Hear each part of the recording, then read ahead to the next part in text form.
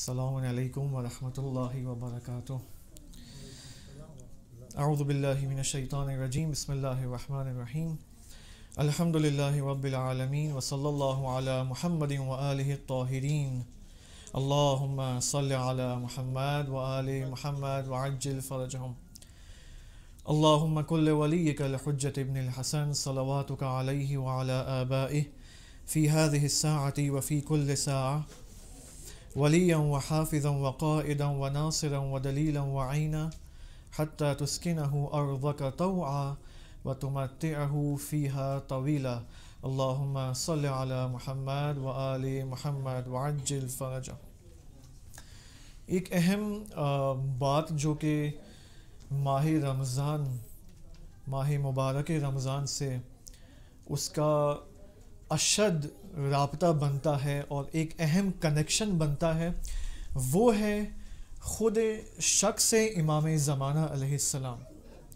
اگر ہم ماہ رمضان کی دعاؤں کو ملاحظہ کریں، مثلا آپ خصوصاً دعائے افتتاح کو دیکھیں تو دعائے افتتاح کے اندر ہم جب شروع کرتے ہیں بسم اللہ الرحمن الرحیم سے، تو آپ دیکھیں دعائے افتتاح کا آغاز خدا شناسی سے ہوتا ہے، اور آہستہ آہستہ یہ دعا جا پہنچتی کہاں تک؟ ولایت اہل البیت علیہم السلام تک۔ اور پھر دعائے افتتاح کا جو آخری حصہ ہے وہ مختص ہے اور اسپیسیفک ہے امام زمانہ علیہ السلام کے ساتھ۔ اس اعتبار سے اور دیگر کچھ پہلوؤں سے علماء یہ نتیجہ لیتے کہ ماہ رمضان در حقیقت ماہ امام زمانہ علیہ السلام ہے۔ ایک بہت ہی اہم پہلو ماہ رمضان کا جس کا حکم ہمیں دیا گیا ہے وہ ہے کہ انسان صبح سے لے کر غروب تک روزہ رکھے۔ اب کیوں انسان صبح سے لے کر غروب تک روزہ رکھے اور رات سے مثلا نیمہ شب سے فجر تک، سحری تک عبادات میں اپنے آپ کو مشغول رکھے، نماز شب پڑھے، دعائے افتتاح، دعائے ابو حمزہ صومالی پڑھے اور دیگر مستحبات کو بجا لائے؟ کیوں ہے؟ اس سے پہلے کہ ہم ماہ رمضان کے اس پہلو کو سمجھیں، میں آپ کے سامنے جو احادیث لے کر آنا چاہتا ہوں وہ احادیث غیبت امام زمانہ سے مربوط ہے، کیونکہ ہم جو بالآخر ہمارے ذہنوں میں کچھ نہ کچھ ایک کانسیپٹ بیٹھا ہوا ہے غیبت امام زمانہ علیہ السلام کے حوالے سے، ایک عمومی کانسیپٹ جو غیبت کے حوالے سے موجود ہے وہ یہ ہے کہ، اور صحیح بھی ہے یہ کانسیپٹ، وہ یہ ہے کہ امام زمانہ علیہ السلام اس وجہ سے غیبت میں گئے ہیں کیونکہ ان کو یاران و انصار میسر نہیں ہوئے، باقی 11 ائمہ مظلومانہ شہید ہوئے، اور اس وجہ سے خدا نے اپنا آخری ذخیرہ چھپا لیا، غیبت میں ان کو ڈال دیا، اور جب یہ امت اسلامیہ اور مسلمز جو ہیں وہ تیار ہوں گے، آمادہ ہوں گے، اس وقت میں اپنے ذخیرے کو، اپنے آخری جانشین کو لوگوں کے سامنے، دنیا کے سامنے ظاہر کروں گا۔ یہ نارملی کانسیپٹ ہم سب کے ذہنوں میں ہے۔ میں نے کہا یہ کانسیپٹ غلط نہیں ہے، لیکن اس سے پہلے کہ ہم نتیجہ لے کے آئے کانسیپٹ کامل ہے، کمپلیٹ ہے یا ناقص ہے، یا جو بھی ہم نتیجہ لینا چاہتے ہیں، ہم آئے خود معصومین علیہ السلام کا مائنڈ سیٹ دیکھیں۔ خود معصومین علیہ السلام غیبت کے بارے میں کیا سوچتے ہیں۔ اوکے، اب میں صرف 2 احادیث پر اکتفا کروں گا یہاں پر، اگرچہ اصول کافی کے اندر، بہار الانوار کے اندر خود غیبت امام زمانہ علیہ السلام اینڈ دا کانسیپٹ آف غیبت کے حوالے سے فراوان احادیث موجود ہیں۔ میں فقط ان احادیث میں سے 2 حدیثیں آپ کی خدمت میں پیش کرنا چاہتا ہوں، اور اس سے ہم کچھ نتیجہ لیتے ہیں انشاءاللہ۔ ایک صلوات پڑھیں گے محمد و آل محمد۔ اللہم صل علی محمد و آل محمد وعجل فرجہم۔ یہ حدیث امام جعفر صادق علیہ السلام کی حدیث، طولانی حدیث ہے، اور اس حدیث کے اندر ایک اہم بات جو امام فرماتے ہیں وہ یہ کہ ان ھذا الامر یا ان ھذا الامر امر من امر اللہ تعالی، یہ جو امر غیبت امام زمانہ ہے یہ امر خدا ہے۔ اب علماء امر سے تعبیر کرتے ہیں، امر یعنی سنت، امر یعنی سنت الہی، سنت خداوندی۔ امام فرماتے غیبت در حقیقت سنت خدا ہے، وسر من سر اللہ، غیبت خدا کے اسرار میں سے ایک سر کا نام ہے، اٹس اے سیکرٹ. اسی طرح فرماتے ہیں وغیبۃ وغیب من غیب اللہ، غیبت اسم الغیب خدا کا ایک مظہر ہے، غیب من غیب اللہ، غیب خدا میں سے ایک غیب غیبت ہے، غیبت امام زمانہ علیہ السلام ہے. اب آپ اس حدیث کو ذہن میں رکھیں اور فقط یہ نتیجہ فی الحال لیتے ہیں کہ غیبت کیا ہے؟ سنت خدا ہے، خدا کا ایک قاعدہ ہے. اور سنت کیا ہوتی ہے؟ قاعدہ خداوندی کیا ہوتا ہے؟ قاعدہ خداوندی کا مطلب یہ کہ یہ کبھی بھی تبدیل نہیں ہوتا. از اول روز اول آدم، روز اول خلقت این عالم، اس دنیا اور اس عالم ہستی کا جو پہلا دن ہے، اس وقت سے لے کر الی یوم القیامہ یہ قاعدہ اور سنت غیبت جاری اور ساری ہے. اوکے، اب اگلی حدیث میں آئیں، یا اگر میں آپ کو وہ حدیث پیش کرتا ہوں کہ اس حدیث میں امام علیہ السلام، اگر وہ حدیث میں آپ کے لیے لے کر آؤں کہ امام علیہ السلام اس حدیث میں یہ بیان فرماتے ہیں کہ یہ جو غیبت ہے ان تجری فیہ سنن الانبیاء علیہم السلام فی غیباتہم، غیبت امام زمانہ کے اندر کون سی سنت خدا جاری ہے؟ انبیاء کی سنت جاری ہے. کون سی سنت؟ انبیاء کے وجود میں خداوند سبحان نے بہت ساری سنتیں جاری و ساری کی ہیں، لیکن وہ اہم ترین سنت انبیاء علیہ السلام کی جو خداوند سبحان نے امام زمانہ علیہ السلام کے وجود میں جاری اور ساری رکھی ہے، وہ ہے انبیاء کی سنت غیبت. اگر آپ شیخ صدوق رحمۃ اللہ علیہ کی کتاب کمال الدین و تمام النعمہ میں جائیں تو اس میں سے ایک اہم ترین چیپٹر کیا ہے؟ باب الغیبات الانبیاء، انبیاء کی غیبتوں کا چیپٹر. پھر اس میں شیخ صدوق رحمۃ اللہ علیہ حضرت ادریس کی غیبت، حضرت نوح علیہ السلام کی غیبت، حضرت ابراہیم علیہ السلام کی غیبت، حضرت عیسیٰ، حضرت موسیٰ کی غیبت کو ایک پوری لسٹ بیان کرتے ہیں، اور یہ نتیجہ لیتے ہیں کہ تمام انبیاء کسی نہ کسی مرحلے کے اندر اپنی زندگی کے اندر غیبت میں گئے ہیں، تمام 1,24,000 انبیاء. پھر علماء یہاں پر یہ فرماتے ہیں کہ تمام 1,24,000 انبیاء کی سنت غیبت، تمام 1,24,000 انبیاء کی سنت غیبت امام زمانہ کے وجود میں جاری و ساری ہے. یعنی امام زمانہ علیہ السلام کی جو غیبت ہے وہ مجموعہ ہے، خلاصہ ہے تمام انبیاء کی غیبتوں کا، کوانٹٹی کے لحاظ سے بھی، کوالٹی کے لحاظ سے بھی. ایک وجہ جو امام زمانہ کی غیبت اس قدر طولانی ہے وہ غیبت انبیاء کی وجہ سے ہے.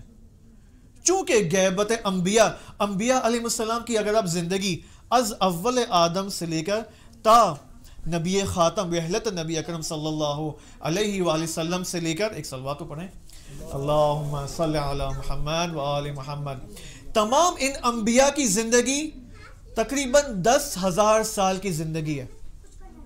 10,000 سالہ زندگی انبیاء علیہ السلام کی.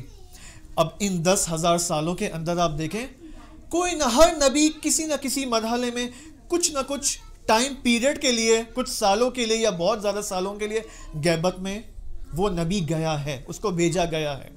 ان تمام غیبتوں کا مجموعہ امام کی زندگی میں جاری اور ساری ہے. اب اس سے ہمیں کیا نتیجہ ملتا ہے؟ اس سے یہ نتیجہ ملتا ہے کہ غیبت امام زمانہ علیہ السلام سنت خدا ہے. در حقیقت علماء یہ فرماتے ہیں کہ غیبت در حقیقت ایک الہی برنامہ ہے، ایک پلانڈ برنامہ ہے خدا کا، کوئی اتفاقی نہیں ہے. اس وجہ سے نہیں ہے کہ چونکہ تمام ائمہ مظلومانہ شہید ہوئے اس وجہ سے خدا نے امام کو غیبت میں ڈال دیا. نہیں، غیبت سنت ہے.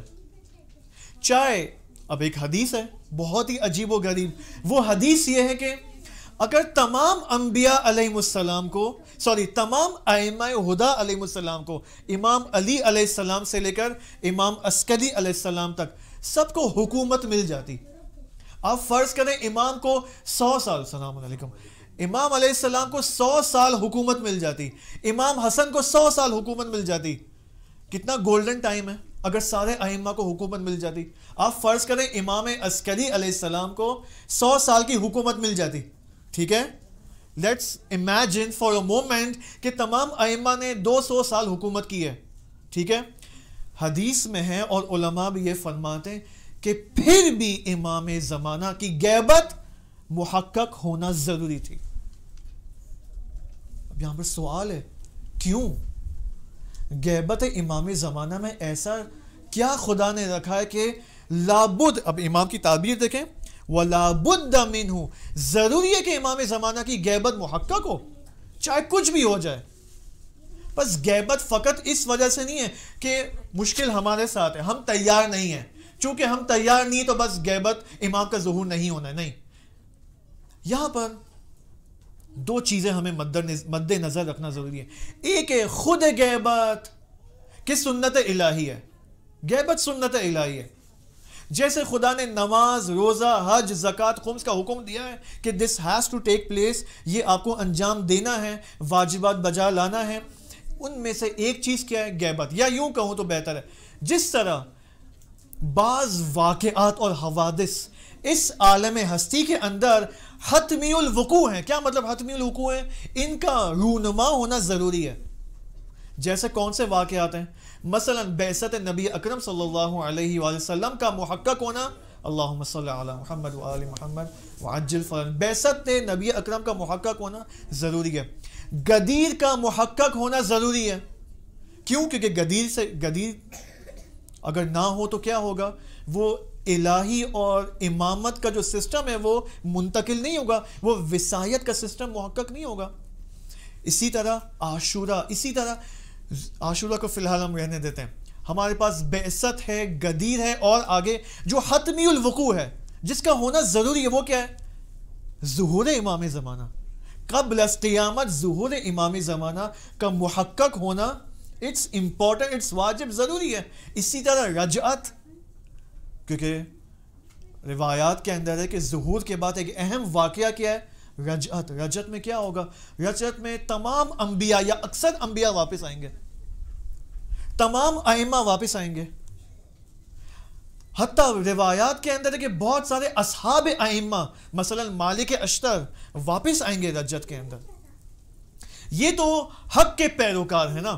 اسی طرح وہ افراد جو شقی ہیں، اشقیاء ہیں، وہ بھی واپس آئیں گے.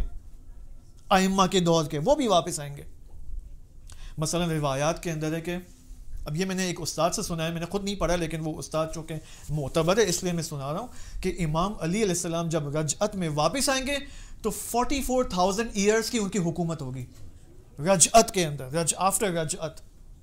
تو رجعت کیا ہے؟ حتمی الوقوع ہے، ہونا ضروری ہے قیامت سے پہلے. اور سب سے اہم ترین حادثہ اس عالم ہستی کا وہ کیا ہے؟ قیامت سب سے اہم ترین حادثہ ہے جس کا ہونا ضروری ہے.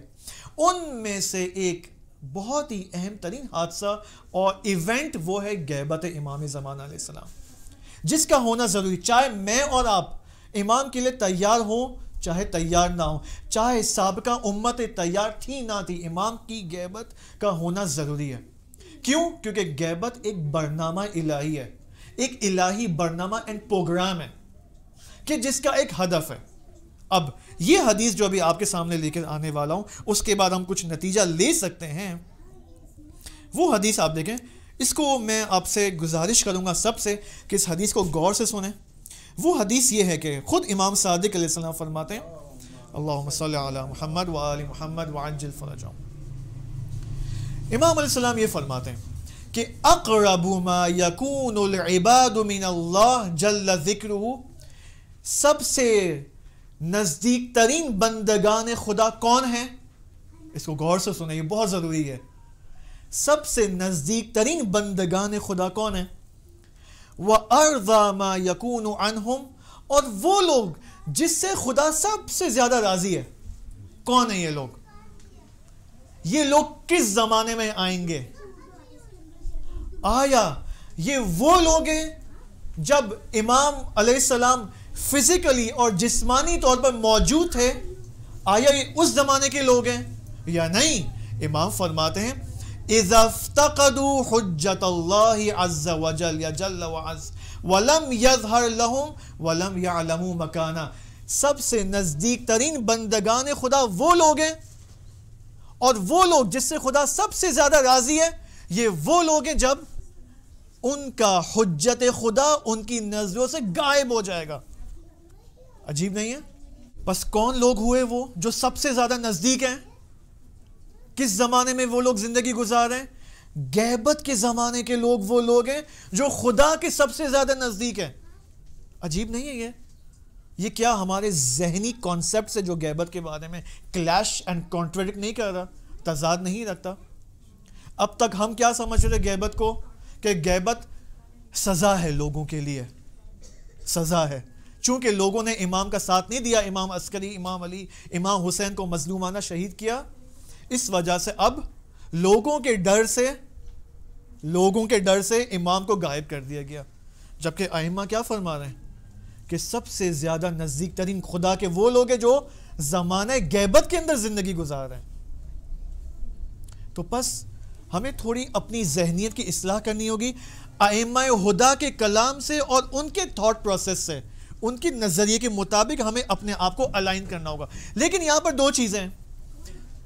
دو چیزیں بہت ہی اہم ہیں۔ وہ کیا ہے؟ اس چیز کو ڈیفرینشیٹ کرنے کی ضرورت ہے آقا صاحب۔ وہ کیا ہے کہ غیبت سنت الہی ہے۔ غیبت جب سنت الہی ہے تو سنت الہی کا مطلب یہ ہے کہ غیبت ایک برنامہ ہے۔ یہ تو ہمارے لیے کلیئر ہو گیا کہ چاہے لوگوں نے امام کا ساتھ دیا ہوتا چاہے ساتھ نہیں دیا ہوتا، غیبت کا محقق ہونا ضروری تھا۔ یہ ہم نے روایات کی روح سے دیکھ لیا ہم نے۔ لیکن ایک اور اصطلاح یہاں پر ایک اور چیز ہمیں چیک کرنی ہوگی۔ وہ کیا ہے؟ وہ ہے طول الغیبہ۔ جب میں ڈسٹرب نہیں ہوں تو آپ لوگوں کو ڈسٹرب ہونے کی ضرورت نہیں ہے انشاءاللہ، ٹھیک ہے؟ صلوات پڑھیں محمد وعلیہ اللہم صلی علی محمد وعلیہ۔ وہ ہمارے ایک استاد تھے، وہ ولادت امام کاظم علیہ السلام کی مناسبت سے ایک لیکچر دے رہے تھے مدرسہ امام کاظم علیہ السلام میں، تو ان کے ارد گرد جو ہے وہ بچے گھوم رہے تھے، ٹھیک ہے نا؟ تو ایک باپ نے جو ہے وہ تذکر دیا اپنے بچے کو کہ بھائی ادھر آ جاؤ، سائڈ پہ آ جاؤ۔ تو استاد نے کہا نہیں تذکر مت دو بچوں کو، یہ بچے اس ملکوت عالم سے آئے ہیں، فطرت توحیدی لے کر آئے ہیں، تو ان کو یہاں پر کھیلنے دو تاکہ ہم بھی اس نورانیت عالم ملکوت سے ہم بھی نورانی ہو جائیں، ٹھیک ہے؟ لہٰذا بچے فطرت توحیدی پر پیدا ہوتے ہیں، لیکن جب بڑے ہو جاتے ہیں آہستہ آہستہ کیا ہوتا ہے؟ ہماری غفلت کی وجہ سے، ماں باپ کی غفلت کی وجہ سے فطرت کے اوپر پردہ آ جاتا ہے، طبیعت کا پردہ آ جاتا ہے، مادی گدا ہو جاتے ہیں، مٹیریلسٹک ہو جاتے ہیں ہمارے بچے۔ یہ ہماری اپنی مشکلات کی وجہ سے، اپنی غفلت کی وجہ سے، ہم خود بھی اپنے آپ کو نورانی نہیں کرتے، اس ملکوت عالم سے اپنے آپ کو اٹیچ نہیں رکھتے، باقی نہیں رکھتے اپنے آپ کو، لہٰذا بچے بھی بلا کے Spiderman and Ben 10 and Superman اور ان چیزوں کے پیچھے فطرت سے دور ہو جاتے ہیں، ٹھیک ہے؟ اور پھر ہم کہتے ہیں پھر مولانا صاحب بچہ فاسد ہو گیا ہے، صحیح سے بات نہیں کر رہا، بد اخلاق ہو گیا ہے۔ ظاہر سی بات ہے اپنا قصور ہے، ماں باپ کا قصور ہے، نہ کہ اس کا قصور تھا۔ اوکے، دو چیزیں ذہن میں رکھیں، میں دوبارہ ریپیٹ کر رہا ہوں چونکہ اہم ہے، ریپیٹ کر رہا ہوں۔ ایک ہے خود غیبت جو کہ سنت خدا ہے، جو تمام انبیاء کی زندگی میں جاری اور ساری تھی، اور امام زمانہ کی زندگی میں بھی یہ سنت جاری اور ساری ہے۔ لیکن ایک ہے غیبت کا طولانی ہونا۔ غیبت کا طولانی ہونا یہ ہمارے اعمال کی وجہ سے ہے، اس میں کوئی شک نہیں ہے۔ چونکہ ہم تیار نہیں ہیں امام زمانہ کے اہداف کو، غیبت کے اہداف کو، ظہور کے اہداف کو نہیں سمجھتے اور معرفت امام زمانہ نہیں رکھتے اور امام زمانہ علیہ السلام سے اپنا ارتباط قائم نہیں کرتے، لہٰذا غیبت کا طولانی ہونا ہمارے اپنے اعمال کی وجہ سے ہے۔ لیکن اپنی جگہ غیبت ایک سنت الہی ہے جو کہ ظہور اور بعثت کی وجہ سے محقق ہونا ضروری تھا۔ اوکے، یہ ایک بات جو آپ کے سامنے الحمدللہ مکمل ہو گئی۔ اب یہاں پر سوال، اگلا پوائنٹ جو آپ کی خدمت میں پیش کرنا چاہتا ہوں وہ یہ کہ ہم یہ دیکھنا چاہتے ہیں کہ خوب ٹھیک ہے، اوکے بھائی آپ کی بات ہم نے قبول کر لی، غیبت سنت الہی ہے، سب کچھ ویری نائس، لیکن یہ غیبت کیا ہے؟ یہ خود غیبت کیا ہے؟ غیبت کس سے ہے؟ کس لفظ سے؟ غیب سے ہے نا. غیبت غیب سے ہے. جب ہم اس عالم ہستی کی طرف نگاہ کرتے ہیں تو اگر آپ کسی کو بھی پوچھیں کہ بھائی عالم ہستی میں کیا کیا ہے، عالم ہستی میں کیا چیزیں موجود ہیں، اس یونیورس میں کیا کیا چیزیں موجود ہیں، تو وہ کیا کہے گا؟ آپ کسی سے انٹرویو لیں جا کے کہ بھائی یہ بتاؤ عالم ہستی میں کیا کیا چیزیں موجود ہیں، وہ کہے گا گیلیکسی سسٹم ہے، منظومہ شمسی ہے، اور کیا ہے بھائی عالم ہستی میں؟ ٹھیک ہے، یہ ممالک ہیں، یہ پہاڑ ہے، یہ خدا کی بہترین جو ہے وہ مخلوقات اور موجودات ہیں، یہ سب عالم ہستی میں. یعنی وہ یہ کہنا چاہ رہے ہیں کہ عالم ہستی میں وہ چیزیں موجود ہیں جو مجھے اپنی آنکھوں سے نظر آ رہی ہے. لیکن اگر آپ تھوڑی سی ڈیپ نگاہ رکھیں اور احادیث کی طرف رجوع کریں اور علماء کی طرف، مجتہدین اور فلاسفرز اور عرفاء سے پوچھیں تو کہتے ہیں نہیں، عالم ہستی تو فقط یہ عالم دنیا نہیں ہے. یہ جو تم نے مجھے بتایا کہ یہاں پر فقط کہکشان ہیں، کنٹریز ہیں، ممالک ہیں، درخت ہیں، عجیب و غریب موجودات ہیں، یہ تو فقط عالم دنیا کی تم مجھے خصوصیات بتا رہے ہو، یہ تو فقط عالم دنیا ہے. لیکن عالم ہستی اس سے بالاتر ہے. انسان جب دنیا سے جائے گا تو کہاں جائے گا؟ کوئی مجھے بتا سکتا ہے؟ سب سے ایزی کوشچن ہے نا. کہاں جائے گا انسان؟ انسان جب دنیا سے جائے گا تو عالم برزخ میں جائے گا. خوب، عالم برزخ میں کیا ہے؟ عالم برزخ میں کیا ہے؟ علماء فرماتے ہیں عالم برزخ میں بھی جنت و جہنم ہے. ایک شخص تھا، وہ جب دنیا سے گیا تو 40 سال تک ملائکہ اس کو تازیانے مارتے تھے برزخ کے اندر. کیوں بھائی؟ جب بھی وہ تازیانے مارتے تھے تو وہ کہتے میرا موبائل کہاں ہے، میرا بیوی بچے کہاں ہے، میرا گھر کہاں ہے، میری گاڑی کہاں ہے. ملائکہ کہتے ہیں بھائی آپ کو 40 سال اس دنیا سے مرے ہوئے ہو گئے، تم برزخ میں ہو، دنیا میں نہیں ہو. جو تم کہتے ہو میرا موبائل کدھر ہے. کیوں یہ شخص کہہ رہا تھا میرا موبائل کہاں ہے؟ کیوں؟ کیونکہ اس کا تعلق عالم دنیا کی چیزوں سے اس قدر جڑا ہوا تھا کہ اپنے آپ کو حالت احتضار میں بھی ہے اور ملک الموت کو دیکھنے کے بعد بھی اپنے آپ کو دنیا سے ہی جدا نہیں کر پایا. اس قدر محبت تھی اس کو موبائل اور کپڑوں اور گھر اور گاڑیوں سے. تو ایسا نہ ہو کہ ہمارے ساتھ یہ ہو. برزخ کیا ہے؟ برزخ عالم غیب کا، آپ یوں سمجھے، عالم غیب میں جانے کا پہلا دروازہ ہے. یا یوں کہوں عالم غیب کی، یا عالم غیب کا جو پہلی کنٹری ہے، پہلا کشور ہے، پہلا ملک ہے، وہ کیا ہے؟ عالم برزخ ہے. لیکن کیا عالم برزخ فقط عالم برزخ ہے؟ نہیں، عالم برزخ کے اوپر عالم ملکوت ہے. عالم ملکوت کے اوپر عالم عقل ہے. عقل فقط یہ ذہنی نہیں ہے، عقل ایک عالم اور یونیورس کا نام ہے. عالم عقل کے اوپر کیا ہے؟ عالم اسماء الہی ہے. علماء فرماتے ہیں یہ جو اسماء الہی ہے نا، یہ فقط نام نہیں ہے. 99 نیمز آف اللہ، یہ اسماء الہی یہ نہیں ہے، یہ تو فقط لفظ ہے. علامہ طباطبائی رحمۃ اللہ علیہ صاحب تفسیر المیزان یہ فرماتے ہیں کہ اسماء الہی در حقیقت زندہ اور باشعور حقیقت کا نام ہے. جس طرح انسان شعور رکھتا ہے، اسماء الہی بھی شعور رکھتے ہیں.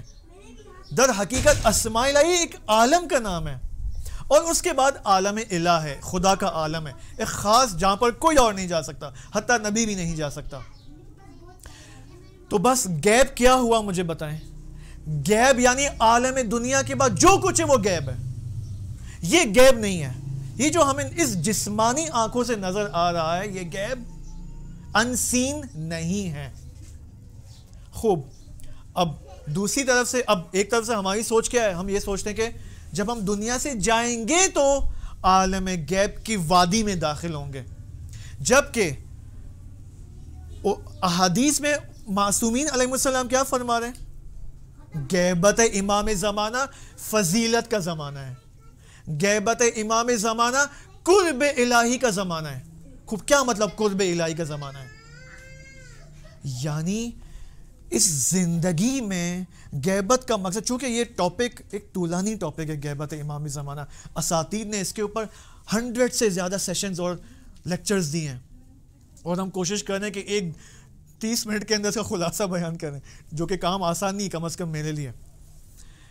غیبت کا مقصد یہ ہے، دوران غیبت امام زمانہ کا مقصد یہ کہ ہم خود، میں اور آپ، اس جسمانی اور فزیکالٹی سے غائب ہو جائیں، ہم خود غیبت میں آ جائیں۔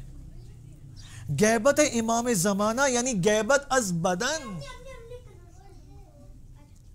آیا میں آپ سے سوال پوچھتا ہوں، اوکے، یہ سوچیں آپ، ابھی میں اور آپ اس وقت، اس کو غور سے سنیں، میں اور آپ اس وقت جسمانی طور پر ایک دوسرے کو دیکھ رہے ہیں، رائٹ؟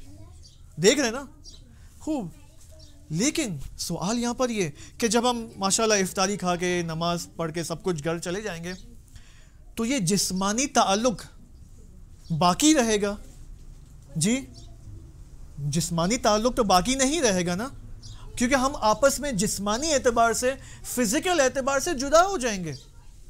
لیکن سوال، کیا اس جسمانی رابطے کے ڈسکنیکشن کے بعد ہم آیا آپس میں روحانی رابطہ قائم کر سکتے نہیں کر سکتے؟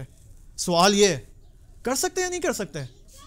کر سکتے ہیں، اس میں کوئی شک نہیں ہے۔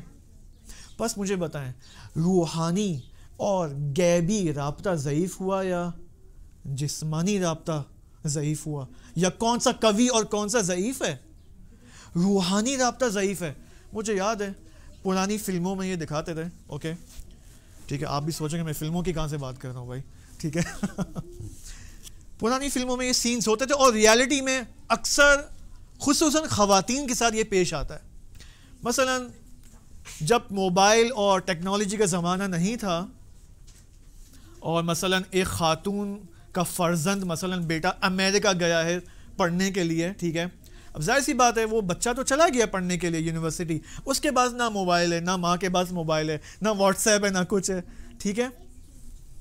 اچانک ایک دن ایسا آتا ہے کہ اس ماں کے دل میں گھبراہٹ سی محسوس ہوتی ہے، اس کو کوئی پرابلم پیش آ رہی ہے، پریشان ہے وہ۔ بعد میں اس کو 2 دن بعد فون آتا ہے کہ آپ کے بیٹے کا ایکسیڈنٹ ہوا تھا۔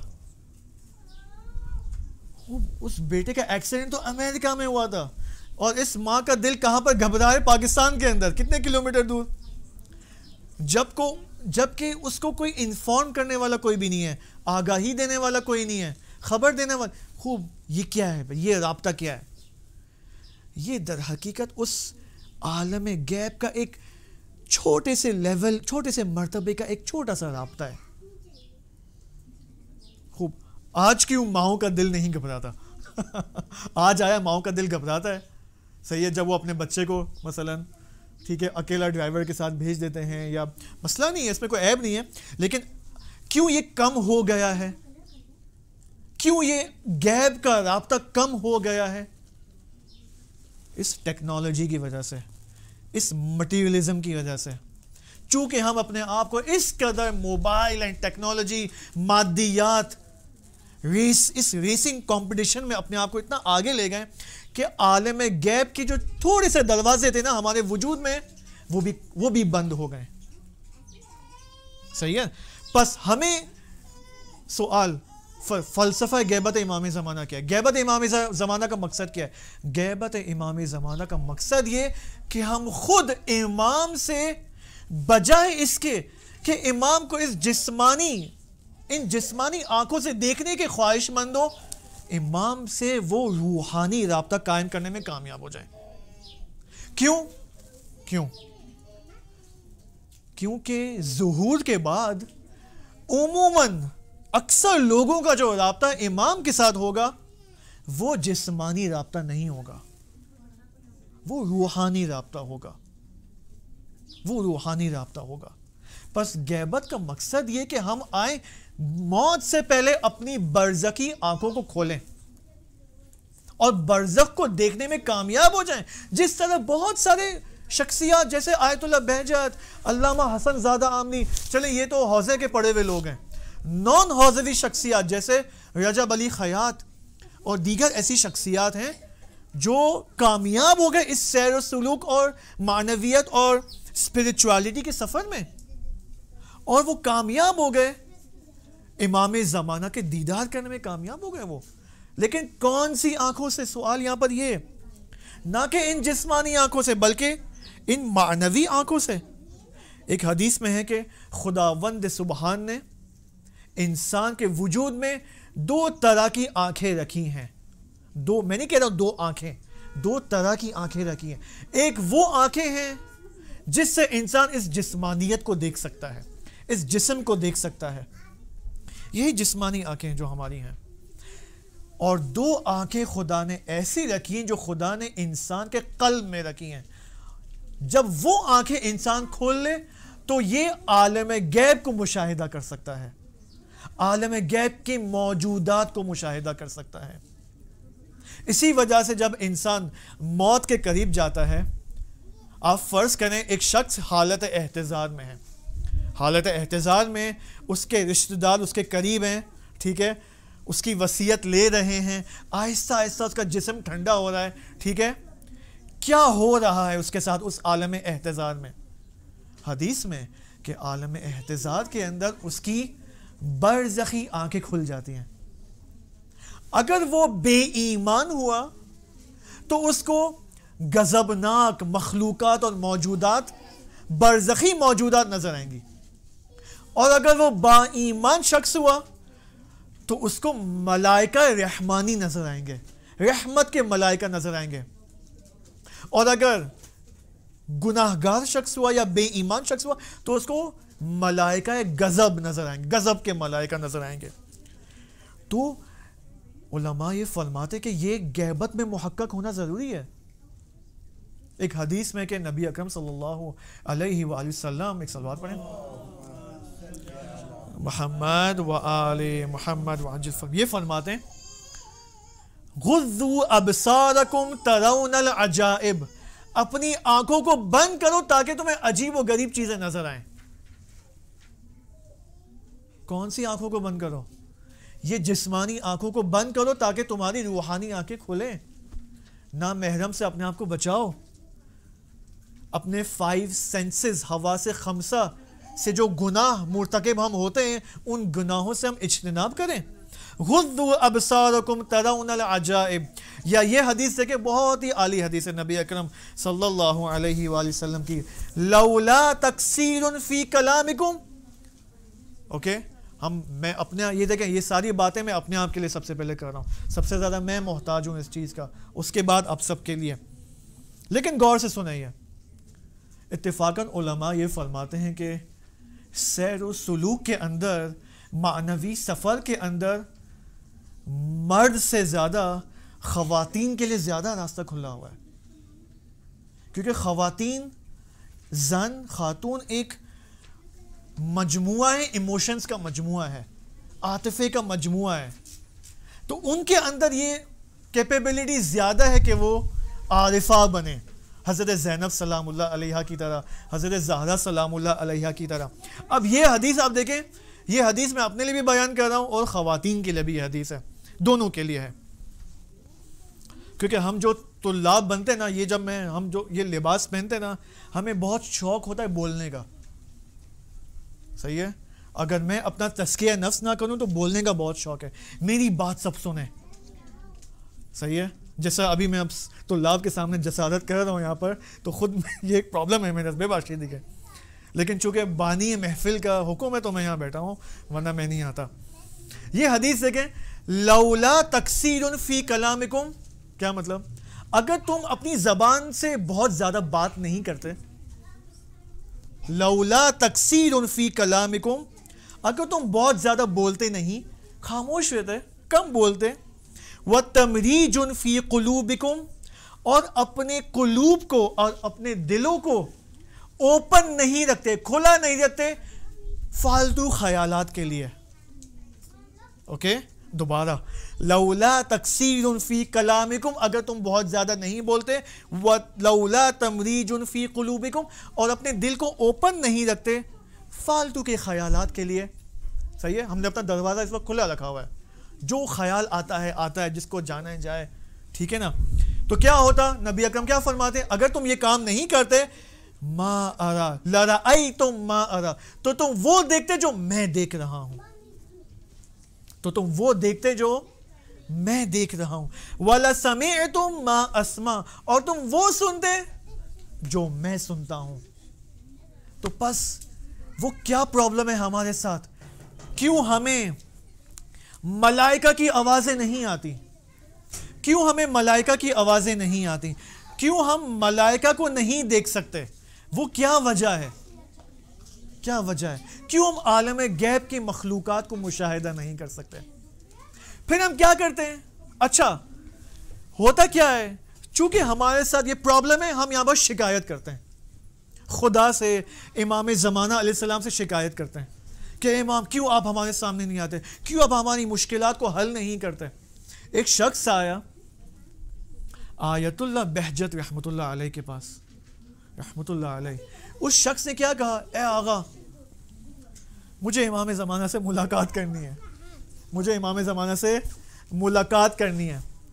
آیت اللہ بہجت نے کہا ٹھیک ہے، کوئی مسئلہ نہیں ہے، میں تمہیں 40 دن کا 40 راتوں کا ذکر دیتا ہوں، ٹھیک ہے، اور تم یہ ذکر پڑھو، اس کے بعد تمہاری ملاقات امام زمانے سے ہو جائے گی، ٹھیک ہے۔ اب مجلس کے بعد مجھے مت پوچھے گا وہ ذکر کیا ہے، کیونکہ مجھے بھی نہیں پتا وہ ذکر کیا ہے، ٹھیک ہے۔ اس شخص نے پہلی رات دوسری رات وہ ذکر پڑھنا شروع کیا، تقریباً 38 دن ہو گئے، 39-40 ڈیز کے قریب وہ آ گیا۔ وہ شخص نا امید ہو گیا، وہ نا امیدی کی حالت اس کے دل میں وارد ہوئی۔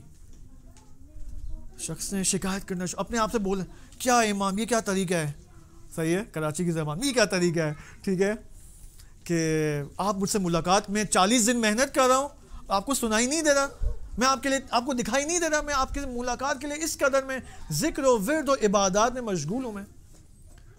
اسی وقت امام زمانہ آتے ہیں، اسی وقت آتے ہیں، اور امام زمانہ یہ فرماتے کہ فلانی تمہیں نہیں پتا بچپن میں تیرے ساتھ وہ واقعہ ہوا تھا، وہ ایکسیڈنٹ ہونے والا تھا، اس ایکسیڈنٹ سے میں نے تمہیں بچایا تھا، تم فلاں مشکل میں پھنسے ہوئے تھے، اس مشکل کو حل کرنے کے لیے تم نے فلاں سے مشورہ لیا، اس سے مشورہ لیا، تم نے سوچنا شروع کیا، پھر میں نے تمہارے ذہن میں وہ آئیڈیا ڈالا، پھر تم اس مشکل سے باہر آئے۔ پھر امام نے اس کو ایک ایک کر کے واقعات گنوائے کہ میں نے تمہاری زندگی میں اس موڑ پر میں نے تمہاری یہ مدد کی، میں نے۔ عجیب نہیں ہے؟ یعنی امام زمانہ علیہ السلام ہمارے ساتھ لمحہ بے لمحہ کیا ہے؟ مربوط اور کنیکٹڈ ہے۔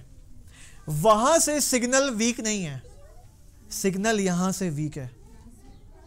ہم پوری کوشش میں کہ ہم اپنا ایران سیل کا پیکج کروا لیں، یو فون کا پیکج کروا لیں، ٹھیک ہے، تاکہ 50 GB کا انٹرنیٹ رات کو مجلس سے دیکھیں اور حضرت یوسف کی فلم دیکھیں۔ بھائی کبھی امام زمانہ کا بھی تو پیکج کرا لیں ہم، ٹھیک ہے، اپنے دل کے اندر، اپنے وجود کے اندر، ٹھیک ہے نا۔ اس پیکج کے بارے میں کیوں نہیں سوچتے ہم؟ وہ پیکج کہاں ملے گا آپ کو؟ امام زمانہ کا پیکج کہاں سے ملے گا؟ دین کے احکامات اور دستورات پر صحیح عمل کرنے کے نتیجے میں وہ پیکج مل جائے گا۔ آیت اللہ بہجت سے کسی نے پوچھا آغا صاحب ہم کیا کریں معنویت کے اندر؟ آغا بہجت فرماتے ہیں ایک چیز، واجبات پر عمل کرو، محرمات اور گناہوں سے، حرام کاموں سے اجتناب کرو، دیٹس اٹ، اور کچھ نہیں چاہیے۔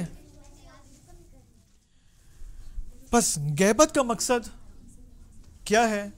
سمپل ہے، عالم غیب سے اپنے آپ کو مرتبط کر دینا، عالم غیب کی جانب اپنی آنکھیں کھولنا۔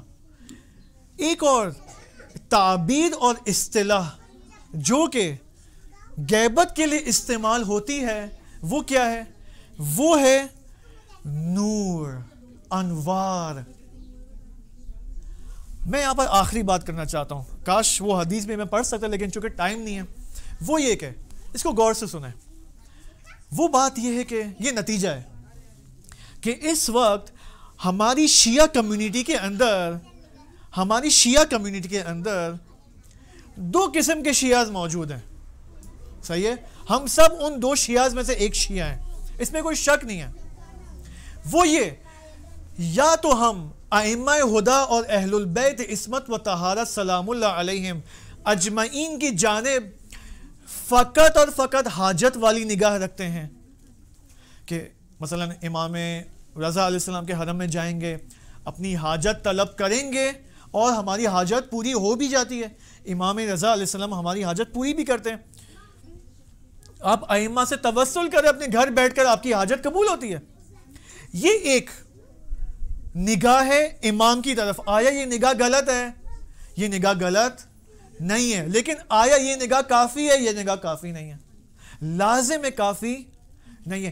ایک اور قسم آف شیعہ جو موجود ہیں ہماری کمیونٹی کے اندر اراؤنڈ آل دا کنٹریز، وہ ہے امام کی جانب فقط اور فقط سیاسی نگاہ رکھنا. فقط اور فقط سیاسی نگاہ رکھنا، پولیٹیکل نگاہ رکھنا. مثلا وہ کیا کہتے ہیں؟ کہتے ہیں کہ امام، تمام ائمہ کا مقصد کیا ہے؟ حکومت حاصل کرنا. امام زمانہ کا مقصد کیا ہے؟ نظام الہی کو قائم کرنا، اسلام کا سیاسی نظام. آیا یہ نگاہ صحیح ہے یا غلط ہے؟ یہ نگاہ صحیح ہے، یہ نگاہ غلط تو نہیں ہے، لیکن آیا یہ کافی ہے؟ یہ نگاہ کافی نہیں ہے. اب ہوتا کیا ہے؟ ہوتا یہ کہ جو ائمہ کی طرف حاجت کی نگاہ رکھتے ہیں وہ سیاسی نگاہ رکھنے والوں کو کنڈیم کرتے ہیں. کیا یہ دیکھو یہ تو فقط سیاسی ہیں، انقلابی ہیں. نہیں بھائی، یا جو سیاسی نگاہ رکھنے والے ہیں وہ حاجت والوں کو کنڈیم کرتے ہیں. یہ کیا بات ہے؟ حرم فقط، آیا حرم فقط حاجت کے لیے؟ نہیں، حرم تو ہدایت کے لیے ہے. خدا سے فقط خدا مانگو، خدا سے اپنے دسترخوان کا نمک نہیں مانگو. لیکن امام علیہ السلام خود خداوند سبحان کیا فرماتا ہے؟ یا موسیٰ، وہ حدیث موجود ہے، تم مجھ سے جو مانگنا چاہتے ہو مانگو، حتیٰ اپنے دسترخوان کا نمک بھی مجھ سے مانگو. کیا مشکل ہے؟ اگر میرا موبائل خراب ہو جائے، میرے پاس پیسے نہیں ہیں اور میں یہاں طالب علم فقیر ہوں یہاں پر، تو کیا مشکل ہے اگر میں حرم حضرت معصومہ میں جا کر موبائل مانگوں؟ کوئی مشکل ہے؟ ایک طرف سے میں کہتا ہوں یہ میری ماں ہے حضرت معصومہ، اور پھر میں کچھ مانگوں بھی نہیں ان سے. اب جو سیاسی نگاہ رکھنے والے وہ کیا کہتے ہیں؟ نہیں، حضرت معصومہ سے فقط ہدایت مانگو. نہ، یہ غلط ہے. وہ چیز وہ مسنگ پزل پیس جو ان دونوں نگاہ کو تکمیل کرتی ہے، اور جس کے بارے میں دسیوں روایات اصول کافی اور بہار کے اندر موجود ہیں کہ اگر وہ نگاہ ایک سیاسی نے اپنا لی تو اس کی سیاسی نگاہ بھی تکمیل ہو جائے گی، اور وہ نگاہ حاجت والے نے جب بھی اپنا لی تو اس کی وہ نگاہ بھی تکمیل ہو جائے گی. پھر وہ حاجت والا شخص سیاسی بھی بن جائے گا، حاجت والا بھی بن جائے گا، اور وہ سیاسی والا جو ہے وہ سیاسی بھی ہوگا، حاجت بھی مانگے گا. وہ کون سا مسنگ پزل پیس ہے؟ وہ ہے حقیقت نوری اہل البیت علیہم السلام، اہل البیت کی غیبی اور نوری حقیقت. کہ امام علی علیہ السلام حضرت ابو ذر غفاری رحمۃ اللہ علیہ اور سلمان فارسی سے یہ فرماتے ہیں کہ اگر تم نے میری نوری حقیقت کو نہیں پہچانا تو تمہارا ایمان ناقص ہے. تو بس جو اہل سیاست ہیں وہ بھی اس حقیقت نوری اہل البیت سے اپنے آپ کو کنیکٹ کریں، اور جو حاجت کی طرف زیادہ مائل ہیں وہ بھی یہاں پر آئیں. پھر ایمان مکمل ہوگا، پھر دین مکمل ہوگا. پھر امام زمانہ سے آخری میرا جملہ ہے یہاں پر، یہ میرا آخری جملہ ہے اور آپ کی زحمت کو میں تمام کروں گا. وہ یہ کہ اگر میں اور آپ چاہتے ہیں کہ امام زمانہ سے اپنا حقیقی ارتباط قائم کر سکیں، کہ یہ وظیفہ ہے ہمارا غیبت کے اندر کہ امام سے اپنا رابطہ قائم کریں، تو اس کے لیے ہمیں امام زمانہ کے وجود نورانی سے آشنا ہوگا، امام کی نوری حقیقت سے آشنا ہونا پڑے گا. انشاءاللہ خدا ہمیں توفیق دے کہ ماہ رمضان کے اندر، کہ ماہ رمضان کا ایک اہم ترین مقصد بھوک اور پیاس اور روزے کا یہ ہے کہ اس ہماری قلبی آنکھوں کو کھولے، ہماری معنوی آنکھوں کو کھولے. کیونکہ روزے کا مقصد کیا ہے؟ روزے کا مقصد غیب کی طرف انسان کو رجحان دلانا، عالم غیب کی جانب اپنی آنکھوں کو کھولنا. یہ ماہ رمضان کا مقصد ہے. جب بھوک کم ہوتی ہے تو روحانیت میں، جب بھوک زیادہ ہوتی ہے، جب انسان روزہ رکھتا ہے تو روحانیت کے اندر اضافہ ہوتا ہے. صحیح ہے. انشاءاللہ خدا ہمیں توفیق دے کے ہم ماہ رمضان میں جو مقصد ہے ماہ رمضان ہے کہ عالم غیب کی جانب اپنی آنکھیں کھولنا ہے، خدا ہمیں اس مقصد میں کامیاب کر سکے۔ والسلام علیکم ورحمۃ اللہ وبرکاتہ۔ اللہم